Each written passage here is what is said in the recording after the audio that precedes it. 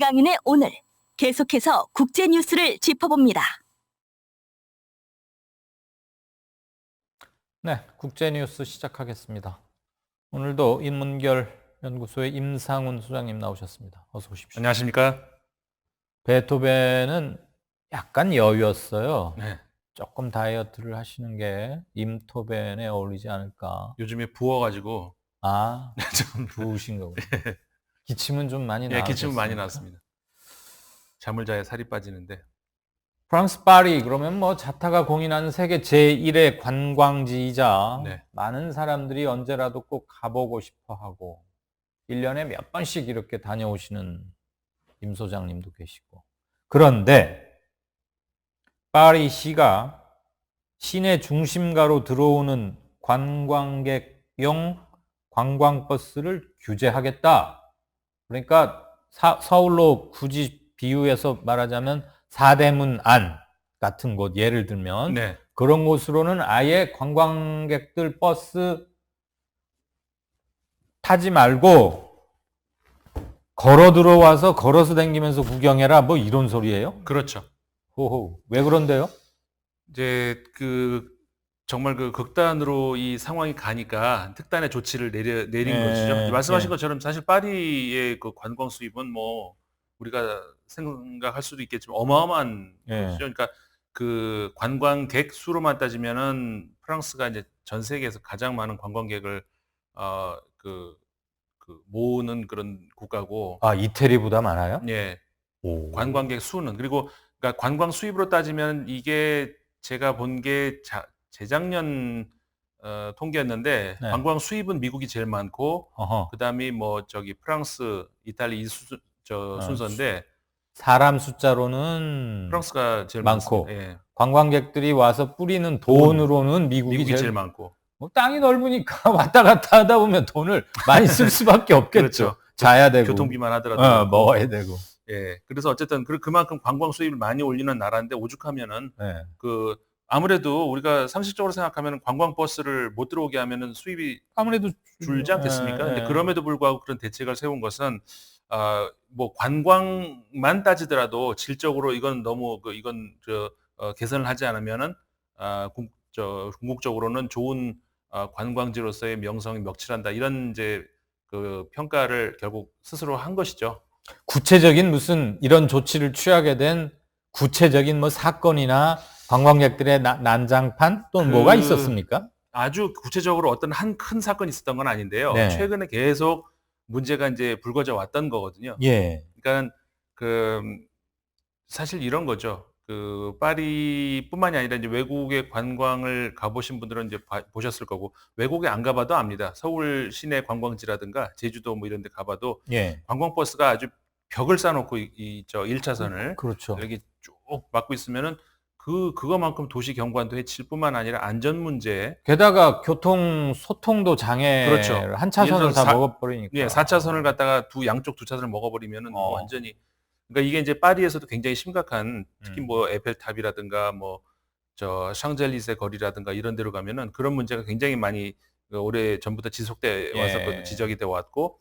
그래서 그거에 대해서 이제 이대로는 안 된다.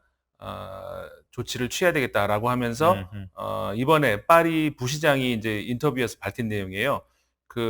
도심 안으로는 관광버스를 제한하겠다. 그러면 어떻게 관광객이 들어오라는 얘기냐? 외곽에다가 주차할 수 있는 공간을 많이 확보를 하고 거기다 주차를 하고 걸어오든지 자전거 타고 오든지 뭐 대중교통으로 오든지 그렇게 하라는 거죠. 자전거. 그러니까 왜냐하면 파리 같은 경우에는 자전거가 많이 발달해 있어요. 시에서 임대하는 자전거, 우리나라도 있습니다만은 많이 발달돼 있어서. 그리고 이제 나이가 좀 드신 분들, 거동이 약간 힘드신 분, 꽤 오래 걷기에 힘드신 분들은 할 수 없이 대중교통, 그렇죠. 아니면 택시로 뭐 이렇게 하는 수밖에 없는데, 그러니까 비용 당연히 상승이 발생하겠네. 그렇죠. 불만이 있을 수 있죠. 그리고 관광객이 덜 들어올 수도 있겠죠.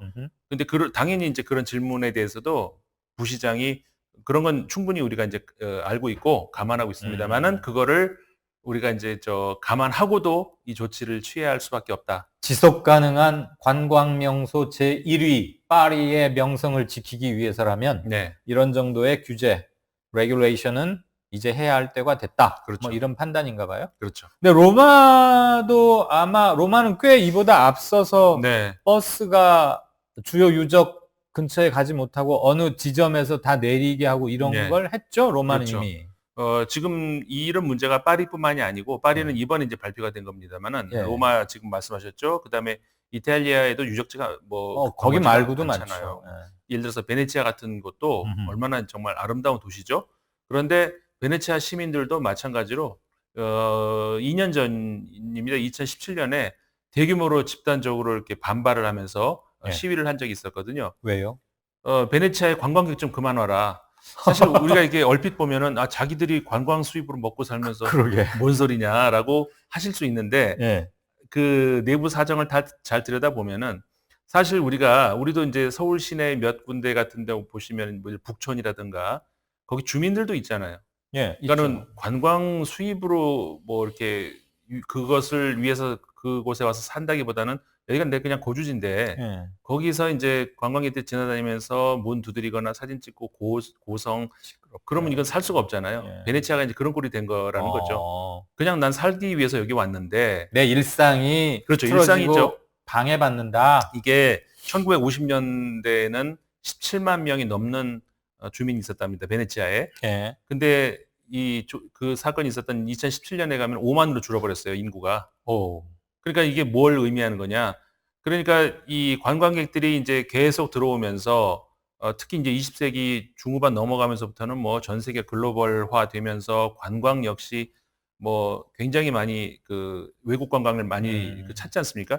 그러다 보니까는 베네치아의 관광객도 굉장히 많이 늘어났고 예. 과거 같으면 이제 유럽 사람들이랑 왔던 그런 건데 이제 전 세계 사람들이 몰리겠죠.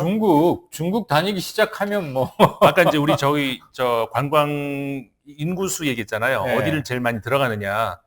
프랑스라고 했죠. 예. 제일 많이 나가는 나라가 어디냐? 압도적으로 중국입니다. 그렇습니다. 중국으로 들어가는 관광객보다 그러니까 중국인 관광객이 그만큼 많은데 그러니까 베네치아 같은 경우도 그래서 무슨 문제냐면은 그 호텔이 필요하죠. 예. 그러니까는 가격이 점점 좀 올라가면서 주민들을 내쫓게 되는 거예요. 예. 그러니까는 그 주민들 입장에서는 그러니까 민가가 호텔로 바뀌면서 그렇죠. 자연스럽게 젠트리피케이션이 그렇죠. 일어나고 원주민이 쫓겨나고 지금 아주 시의적절하게 게시판에 전화카드 한 장님께서 베네치아 2년 전 시위 때 네. 당시에 시위대들이 내건 구호 현수막 이렇게 쓰여 있었다네요. 관광객 여러분, 당신의 호화스러운 여행은 내 일상의 고통입니다. 그렇죠. 참 품위 있게 썼네. 예, 잘 지적을 하셨네요. 떠들지 말고 좀 조용히 다녀. 뭐 이렇게 한 게 아니라 네. 내 일상의 고통이다. 우리도 지금 점잖게 북촌에 하셨네. 가보면 예. 곳곳에 그 안내 팻말이 있어요. 네네. 전주 한옥마을에도 있고 어디나. 그러니까 그런 것들을 우리가 사실 요즘에 이제 공정 그 여행, 그러니까 공정무역처럼 공정무역. 여행이라는 말을 쓰지 않습니까? 그러니까 여행을 하더라도 현지인을 좀 배려하면서 하자. 우리가 이제 가끔 이 한국에도 서울이나 제주도나 뭐 기타 관광지에 이렇게 들어오시는 외국 관광객들을 볼 때, 네. 물론 이제 기분 좋기도 하지만 기분 좋지만은 않은 때가 있습니다. 마치 이렇게 점령을 당한 듯한 그런 느낌을 받을 때가 있거든요. 예. 그러니까 이게 내가 와서 돈을 쓰는데 내가 돈을 쓰겠다는데 뭐 내가 왕이지 이게 손님 왕 아니야 이런 식의 이제 심리가 관광객들에게도 있을 수 있다는 거거든요. 약간 있을 수 있겠지만은 이제 그러면은 경우 없고 교양 없고 그렇죠. 그런 사람으로 차차 취급받는. 네.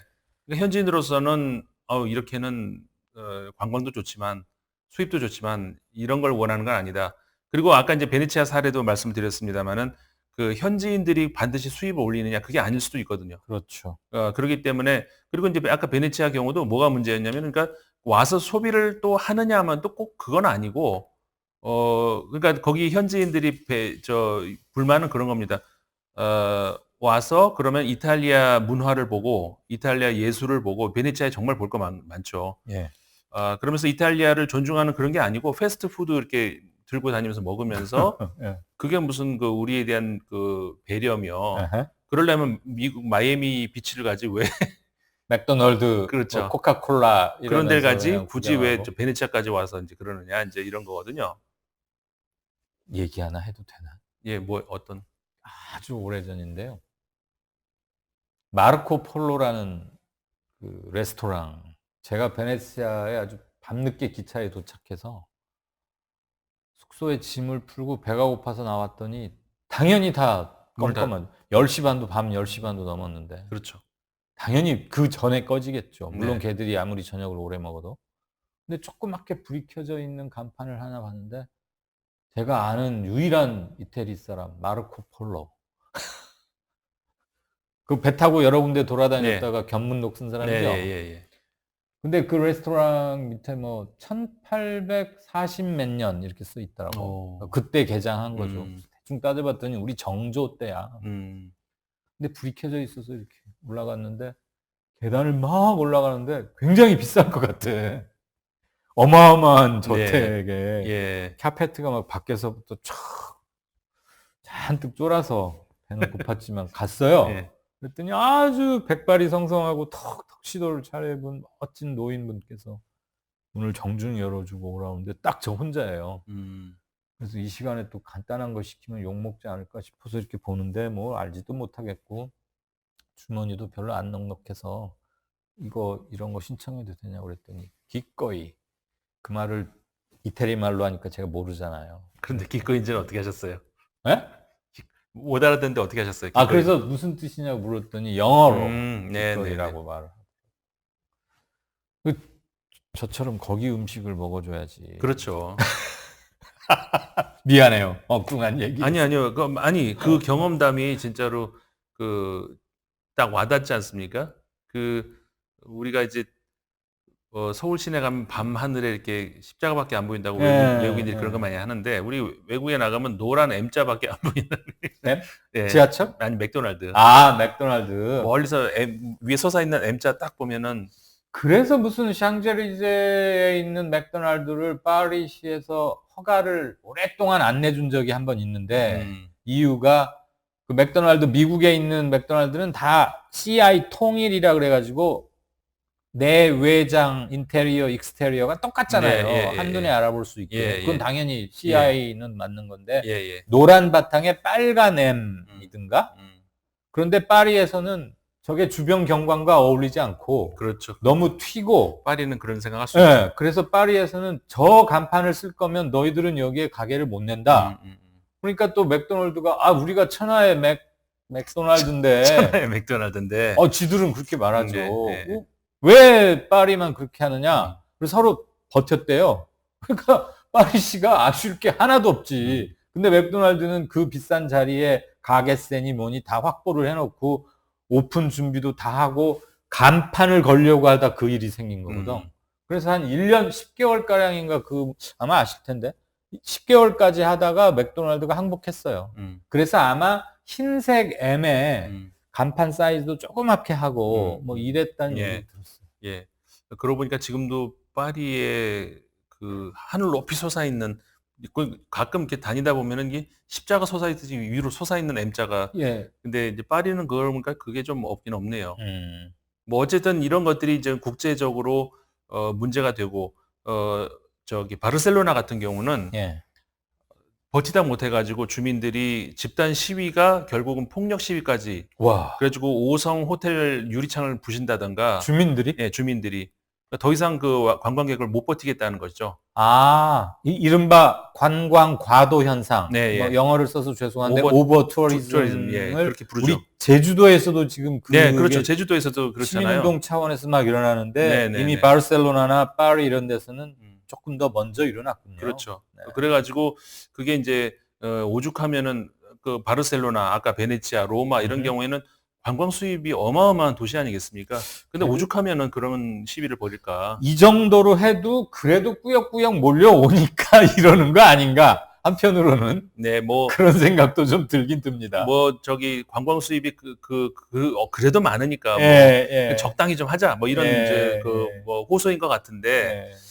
어쨌든 아까 이제 우리 공정 여행, 공정 관광 이런 말씀 나눴지 않습니까? 이게 결국은 우리가 여행 곧 이제 피서 처리되는데 외국에 나간다 할 때는 그쪽 지역의 사람들의 어떤 풍속 같은 거 있잖아요. 그런 걸 존중을 하면서 가는 것이, 현지인을 배려하면서 관광을 하는 것이 나의 그 관광의 본래의 목적도 그렇죠. 맞지 않습니까? 여행의 의미도 그렇죠. 저 지역에는 어떤가로 보려고 하는 건데 음, 그 내 생활 습관을 그대로 가져가서 거기다 풀어놓을 거면은 뭐 그게 황제가 여행하는 거지 관광이겠습니까? 유럽 전문가 임상훈 소장의 휴가철을 앞둔 대국민 호소였습니다. 그 어린 왕자를 쓴 생텍쥐베리 있지 않습니까? 오늘 왜 이러세요? 왜요? 왜 이렇게 말랑말랑한 감성으로 지금 그러게 무슨 이슈도 소프트한 거 고른 데다가 G20 얘기만 하다가 갑자기 피사체리 되잖아요. 그러니까 예. 이제 그 문화 관광 이런 거를 우리 생각을 하자는 의미에서 그 생텍쥐베리가 예. 이런 말을 했습니다. 사랑하는 사람은 음. 이렇게 마주 보는 것이 아니라 서로를 바라보는 것이 아니라 같은 방향을 같이 바라보는 것이다. 예. 그러니까 이걸 가장 사랑하는 사람과 나눌 수 아주 나누기 좋은 것이 바로 여행이라고 할 수가 있는 것이죠. 혹시 방송 전에 댁에서 연애 편지 쓰다 오신 아니요, 거예요? 아니요.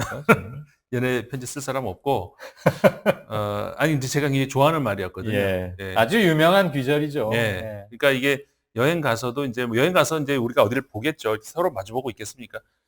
그러니까는 가장 그 가까운 사람하고 여행을 하는 거 아니겠습니까? 뭐 모르는 사람하고 여행할 수는 없잖아요. 가까운 사람하고 혹은 혼자 하는 것이죠. 예. 그래서 많은 생각을 하고 명상을 하고 좀 일상에서 일탈을 해가지고 마음을 쭉 가라앉히면서 하는 것이 그 여행인데 그러면 현지인들에 대한 배려 이런 것들이 같이 됐을 때 정말 이렇게 그 여행다운 여행이 되지 않겠습니까? 예. 또 이런 규제 때문에 다른 교통수단을 이용해야 하거나 걸어가야 한다고 생각하면 살짝 귀찮을 수도 있고 또 파리가 여름에 참 살인적으로 덥잖아요.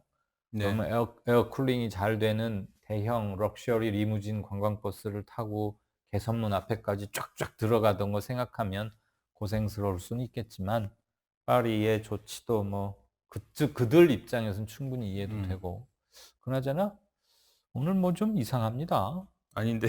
뭐 생텍쥐베리의 뭐 여행은 둘이 같이 가는 거라는 등 같은 곳을 바라본다는 등 알겠습니다. 팟빵에 파리 맥도날드 간판 모셔놨습니다. 이게 무슨 말씀이신지 아마 사진을 이렇게 캡처해서 그러신 것 같습니다. 예, 모처럼 말랑말랑한 얘기인데 주 후반으로 가기도 하고 또 날도 더워지니까 뭐 아닌 게 아니라 피서 휴가철도 다가오긴 합니다. 여러 가지 복잡한 일상 속에서도 이런 것들은 우리 삶의 질을 높이고 진정한 시간을 잘 보내는 의미로 그런 점에서 오늘 임상훈 소장의 대국민 담화는 매우 시의 적절하지 않았나 그런 생각을 합니다. 고맙습니다. 네, 고맙습니다. 네. 네. 제가 좀 오늘 너스레를 많이 떨었습니다. 죄송합니다. 7월 4일 이강윤의 오늘이 준비한 순서는 여기까지입니다. 오늘은 그렇게 뉴스 브리핑을 제외하고는 하드 뉴스는 평소보다는 약간 적어졌지만 세상이 다 소프트해진 건 분명히 아닙니다. 국회 상황 아까 들으신 바 그대로고요. 최저임금 문제로 또 한 번 너무나 양측이 현격한 차이를 보이고 있으니까 한쪽은 깎자 8,000원으로 한쪽은 최소 10,000원은 해야겠다.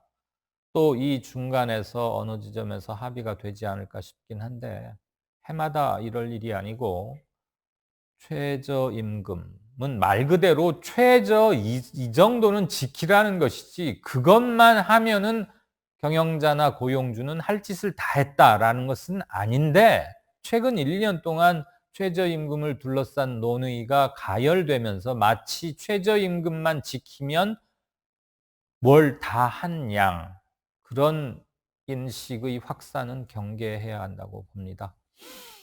한 주가 또 저물어 가고 있습니다. 하루하루가 소중한 날들인데 여러분 삶이 그렇게 꾸려지시기를 소망합니다.